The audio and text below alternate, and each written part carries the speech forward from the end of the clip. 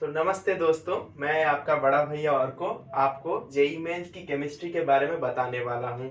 तो आप में से बहुत बच्चों का इस समय है कि भैया मुझे तो केमिस्ट्री कुछ भी नहीं आती, मेरा केमिस्ट्री बहुत वीक हो गया है, अब मैं क्या करूँ, मुझे तो केमिस्ट्री समझ में नहीं आती, जेई मेन क्लियर मेरा कैसे होने वाला है।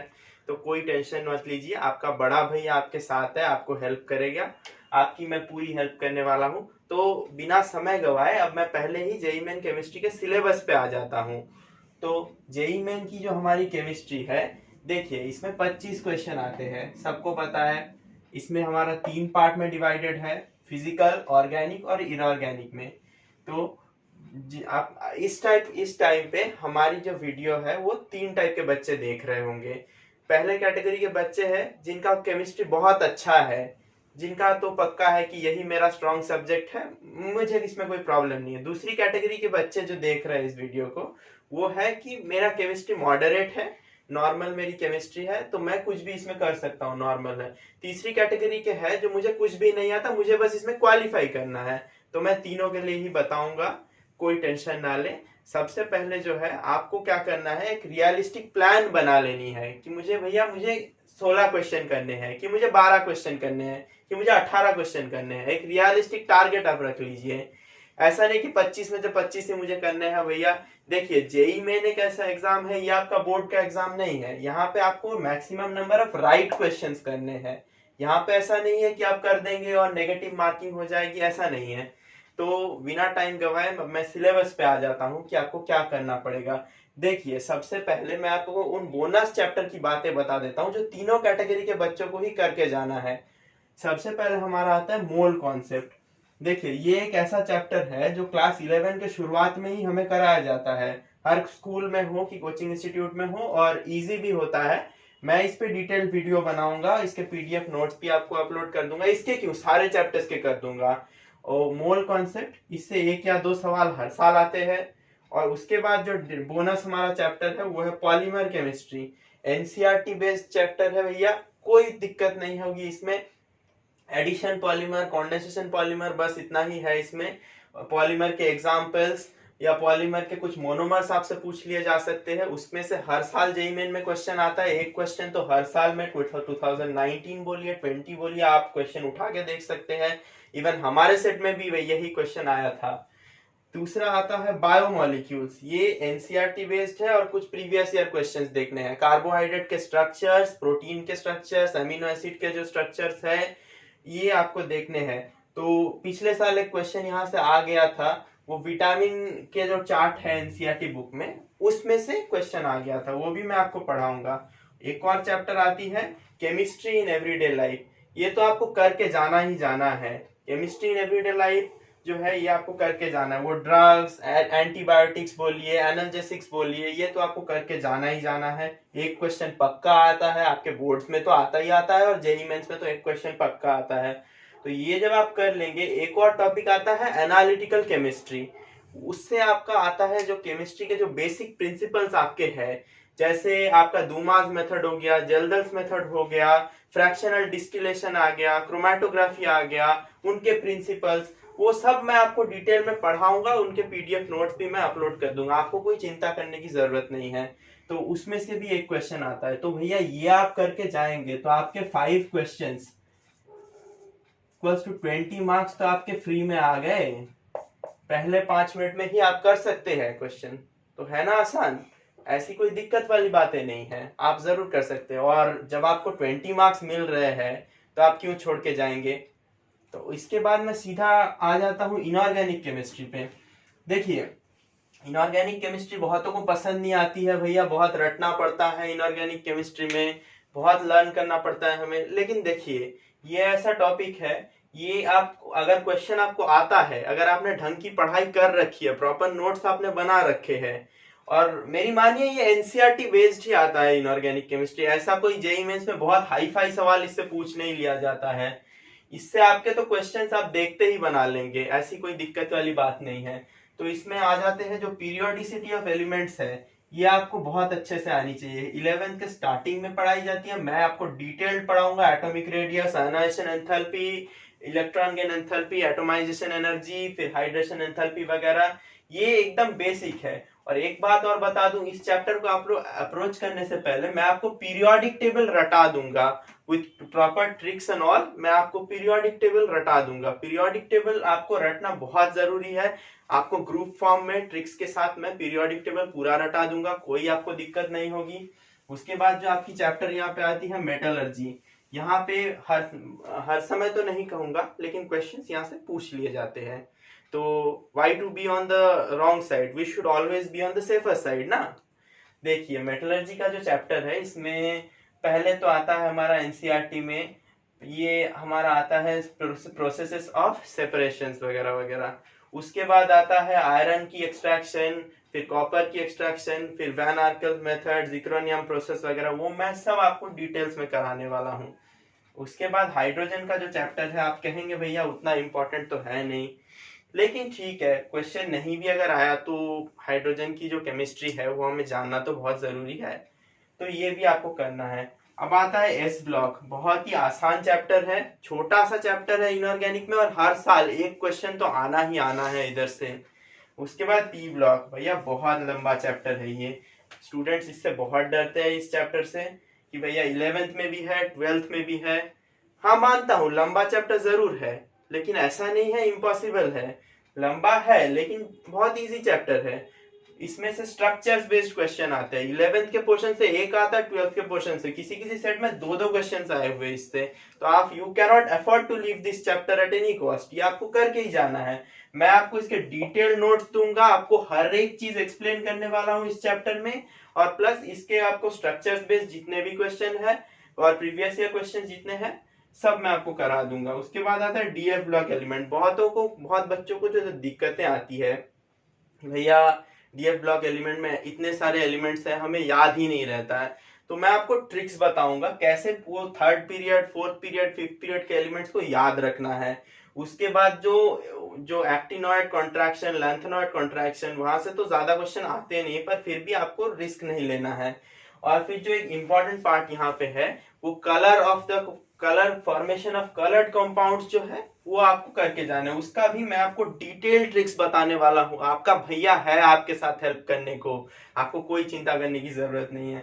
उसके बाद कोऑर्डिनेशन कंपाउंड्स जो है, ये गोल्ड चैप्टर है, बच्चों को बहुत दिक्कत होती है इसमें, टफ चैप्टर है भैया, अरे भैया बहुत टफ चैप्टर है, कैसे करूं। देखिए बेटा, ये बहुत गोल्ड चैप्टर है, हर साल जेईई मेन के हर सेट में दो क्वेश्चन आने ही आने हैं इसमें से। जेईई मेन में तो दो क्वेश्चन आते हैं और बोर्ड में आपके 5 से 6 नंबर तो इससे आते ही आते हैं, तो आपको तो करके ही जाना है। और ज्यादा मुश्किल सवाल इससे आते नहीं, मेरी मानो इससे ज्यादा मुश्किल सवाल आते नहीं है। आइसोमेरिज्म से पूछ सकता है, कभी कभी नोमेनक्लेचर से भी पूछ देता है। अब आप अगर इसको मुश्किल चैप्टर मान के छोड़ देते हैं, फिर आप आके देखेंगे कि इससे जो सवाल आया था वो इजी था, कि इश अगर मैं थोड़ा सा पढ़ा होता तो मेरे दो क्वेश्चन 8 नंबर। बच्चों ये सब एग्जाम में 8 नंबर आपको बहुत ज्यादा रैंक की डिफरेंस ला देती है, तो आपको एक एक नंबर के लिए लड़ना है इस एग्जाम में। तो अब आप बोलेंगे भैया आपने तो बता दिया, करना मुझे है, ऐसा नहीं है बच्चों। इनऑर्गेनिक केमिस्ट्री को अप्रोच करने की जो टेक्निक है वो पहले मैं आपको बताता हूँ। आप चाहेंगे तो मैं इस पे अगली वीडियो डिटेल्ड बता दूंगा हर एक चैप्टर पे क्या करना है, बट इसमें तो वीडियो का लेंथ बहुत बड़ा हो जाएगा, वीडियो बोरिंग होने लगेगी। तो मैं सबसे पहले बताऊंगा कि इनऑर्गेनिक पढ़ने से पहले आपको मेरे जो वीडियोस है या किसी के भी आप देखते हो, वो वीडियोस पहले देख के आपको समझने हैं, फिर आपको line to line NCERT book पढ़नी है और अंडरलाइन करनी है। मान लीजिए एनसीईआरटी जो केमिस्ट्री की है वो बाइबल है, एनसीईआरटी केमिस्ट्री इसके लिए बाइबल चीज है, तो एनसीईआरटी आपको करनी ही करनी है। उसके बाद सेकंड जो चीज है, आपको एक प्रॉपर कॉपी बनानी है इनऑर्गेनिक की। ऐसा नहीं कि आप एग्जाम के आगे दिन कॉपी खोल के बैठ गए, बुक खोल के बैठ गए कि चैप्टर वाइज खोल खोल के देखे जा रहे हैं, वो बड़ी दिक्कत की बातें हो जाएगी, उसमें कुछ फायदा नहीं होने वाला है। आपको कॉपी बना के रखने हैं, जिसमें मैं आपको सारे previous year questions, important area सारे बताने वाला हूँ, वो आपको यहाँ से करके जाने हैं। तो आपका इनऑर्गेनिक का सवाल हिलना ही हिलना है, कोई दिक्कत नहीं होगी। आ जाते हैं हम ऑर्गेनिक केमिस्ट्री में। ऑर्गेनिक केमिस्ट्री बहुतों को तो बहुत घनिष्ठ मित्रता होती है इस सब्जेक्ट से, या बहुतों को डर भी लगता है इससे। तो ऑर्गेनिक केमिस्ट्री ऐसा नहीं, ऑर्गेनिक केमिस्ट्री में जनरल ऑर्गेनिक केमिस्ट्री जो है ये हर जगह सबसे पहले पढ़ाई जाती है। कोई प्रॉब्लम नहीं है। मैं आपको हर एक प्रोसेस जो है, रेजोनेंस इफेक्ट बोल दीजिए, मैं हाइपर कॉन्जुगेशन बोल दीजिए, और फिर जितने भी इफेक्ट्स है वो आइसोमेरिज्म के होगा, सारे मैं आपको डिटेल्स में पढ़ाऊंगा, कोई आपको दिक्कत नहीं है। एक सवाल आता ही आता है यहाँ से। हाइड्रोकार्बन से भी, जितने हाइड्रोकार्बन से आपको जो जानना है, एक कॉपी बनानी है ऑर्गेनिक के लिए स्पेशली। उससे पहले आपको रिड्यूसिंग एजेंट, ऑक्सीडाइजिंग एजेंट जो है, और उनकी जो स्पेसिफिक रिड्यूसिंग पावर है, स्पेसिफिक ऑक्सीडाइजिंग पावर है, जैसे मान लीजिए LiLH4 हो गया, वो किसको रिड्यूस करता है।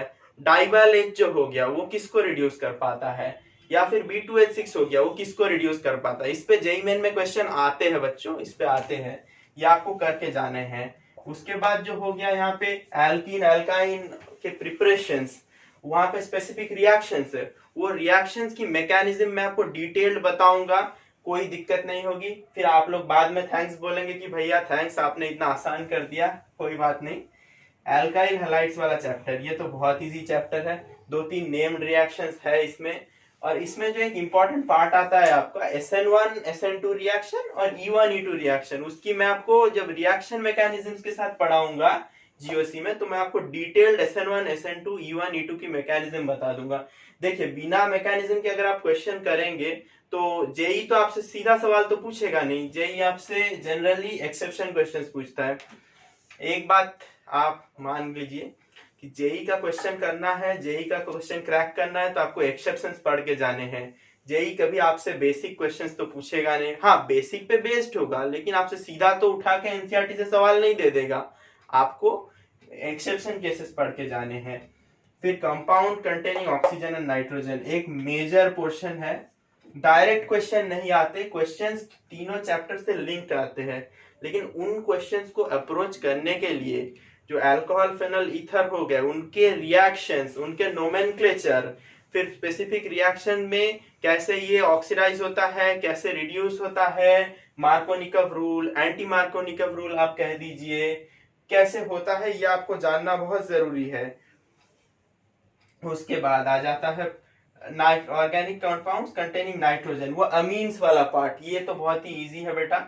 इसमें वो 1 डिग्री 2 डिग्री 3 डिग्री अमीन के जो रिएक्शंस है, प्लस नोमेनक्लेचर, और कौन intermolecular hydrogen bonding, intramolecular hydrogen bonding, उससे सॉल्युबिलिटी से क्वेश्चन आता है, या बेसिसिटी ऑर्डर पे। जैसा आप लोगों को पता होगा जिन लोग थोड़ी थोड़ी जेई की तैयारी कर रहे हैं, कि बेसिसिटी ऑर्डर जो है वो गैसियस स्टेट में एक अलग है और एक्वस मीडियम में अलग है, क्योंकि वो सॉल्युबिलिटी पे डिपेंड करता है। वो सारे क्वेश्चंस मैं आपको करा दूंगा, कोई फिक्र करने की बात नहीं है। पॉलीमर केमिस्ट्री तो मैंने बता दिया है, ये तो आपका बोनस पार्ट में ही कवर होता है। यहाँ पे फिजिकल पे आ जाते हैं, स्टेट्स ऑफ मैटर, ये तो शुरू में ही पढ़ाया जाता है, कोई दिक्कत वाली चैप्टर नहीं है, इसको आपको करके जाना है, मैं आपको सिखाऊंगा। इसमें जो हो गया हाइजेनबर्ग प्रिंसिपल इंपॉर्टेंट है, अफबाउस प्रिंसिपल इंपॉर्टेंट है, वुंड्स रूल इंपॉर्टेंट है, और ये सारे चैप्टर जो है ना, ये बैकबोन ऑफ केमिस्ट्री है, ये आपको जानने ही जानने हैं, शुरू में पढ़ाए जाते हैं। अगर आपका वीक भी है तो कोई दिक्कत नहीं, मैं आपको नोट्स, इंपॉर्टेंट क्वेश्चन सारे बता दूंगा बेटा, कोई दिक्कत नहीं है। केमिकल बॉन्डिंग, एक और इंपॉर्टेंट बात जो लोग शेयर नहीं करते, मैं आपसे बताने जा रहा हूँ। केमिकल बॉन्डिंग और जीओसी, ये दो चैप्टर अगर आपको आते हैं, अच्छे से आपने इन दोनों को कर लिया, तो आपका 50% ऑर्गेनिक केमिस्ट्री तो डन हो गया भैया। यकीन नहीं होता, लेकिन मैं जब कराऊंगा आपको तो आपको यकीन हो जाएगा, 50% ऑर्गेनिक केमिस्ट्री आपका डन हो गया, अगर आपको केमिकल बॉन्डिंग और ऑर्गेनिक और जीओसी आती हो तो। अरे देखो ना क्या ही है इसमें, आप यहाँ से हाइब्रिडाइजेशन निकालना सीख जाओगे, आप यहाँ से वैलेंस बैंड थ्योरी सीख जाओगे, तो क्या ही प्रॉब्लम होगा, और यहाँ से सारे मैकेनिज्म सीख जाओगे। अगर आपको मैकेनिज्म लिखना आता है तो रिएक्शन तो इजीली प्रोडक्ट निकल आएंगे, गलतियां होने की तो चांसेस ही नहीं रहेंगी। केमिकल थर्मोडायनेमिक्स बच्चों को डर लगता है, फिजिक्स में भी आपने पढ़ा होगा, यहाँ पे थोड़ा एक्स्ट्रा आपको पढ़ना पड़ेगा, एंट्रोपी, एंथैल्पी वगैरह, गिब्स फ्री एनर्जी वगैरह, बट बहुत इंपॉर्टेंट चैप्टर है बच्चों, यहाँ से इजी क्वेश्चन आता है, ये आपको करना ही है, मैं आपको कराऊंगा, आपको कोई दिक्कत नहीं है। केमिकल इक्विलिब्रियम, यहाँ से आयनिक इक्विलिब्रियम से क्वेश्चंस आते हैं, तो क्वेश्चंस यहाँ से जो होते हैं सीधे क्वेश्चन नहीं होते हैं, यहाँ से थोड़े टफ क्वेश्चंस आते हैं, तो जिन बच्चों की प्रिपरेशन थोड़ी वीक है वो इन्हें स्किप कर सकते हैं इस चैप्टर को। लेकिन मैं आपको एडवाइस नहीं करूंगा आप इस चैप्टर को स्किप करें, मैं आपको कराऊंगा, आपको कोई टेंशन नहीं। लेकिन लेकिन लेकिन एक बात, अगर आप स्किप कर देते हैं ना पूरी तरह, आपको थोड़ा बहुत आइडिया होना चाहिए इसका, अगर आप पूरी तरह स्किप कर देते हैं इस चैप्टर को, तो फिर आपने देखा कि डायनामिक इक्विलिब्रियम से क्वेश्चन आ गया, रेट कांस्टेंट से क्वेश्चन आ गया, तो इससे बड़ा रिग्रेट तो और कुछ होने नहीं वाला ना।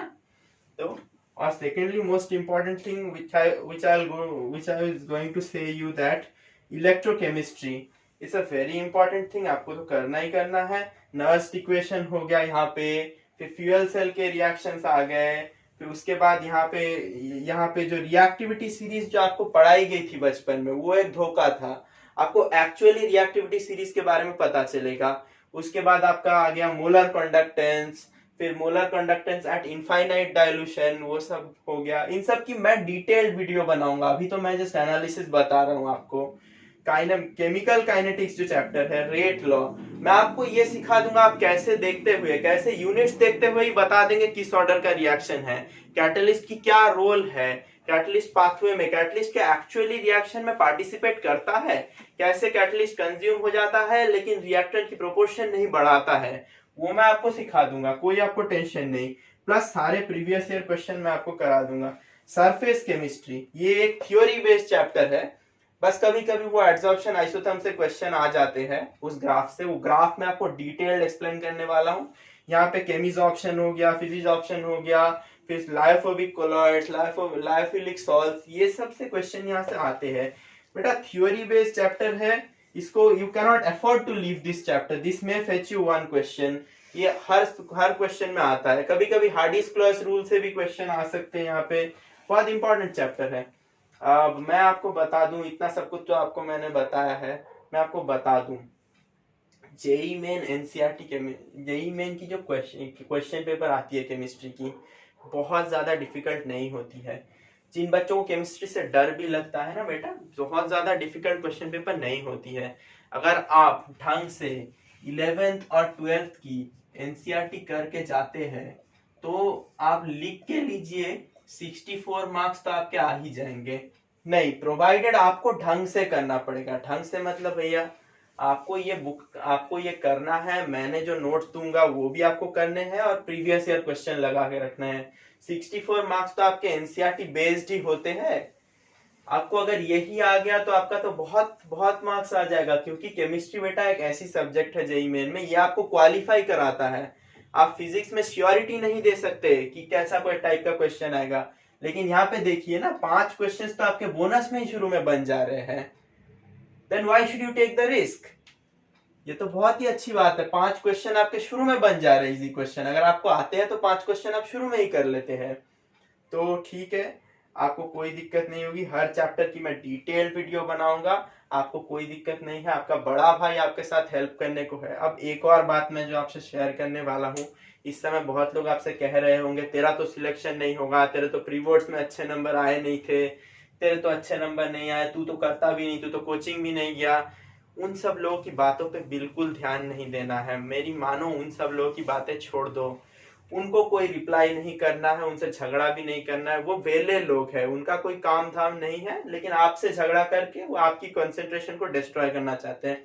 आपको चुपचाप से मेहनत करते जाना है, धीरे धीरे take small steps and you will definitely reach towards your goal. और जब आप अपने गोल में पहुंच जाएंगे ना, तो आप देखिएगा यही सारे लोग होंगे जो आपको कहने लगेंगे कि अरे नहीं, ये तो गॉड गिफ्टेड था। तो मेरी मानिए, आप लोग ध्यान से पढ़ाई करते जाइए, yes you can do it. अब आप कहेंगे कि भैया मैं इतना कुछ कर पाऊंगा कि नहीं, अरे कर पाओगे, इसलिए तो मैं वीडियो बना रहा हूँ, जरूर कर पाओगे। तो चलिए अलविदा लेता हूँ आपसे, अलविदा लेता हूँ। अगर वीडियो अच्छी लगी तो लाइक करें, शेयर करें, बस please subscribe to my channel. आपके लिए डिटेल्ड वीडियोस लाता रहूंगा केमिस्ट्री, जेईई मेन और नीट के लिए। नीट का भी मैं डिटेल बना दूंगा, ऐसा कोई दिक्कत नहीं है। आपको जहां भी जो हेल्प लगे मुझसे पूछ सकते हैं, आप मुझसे कमेंट से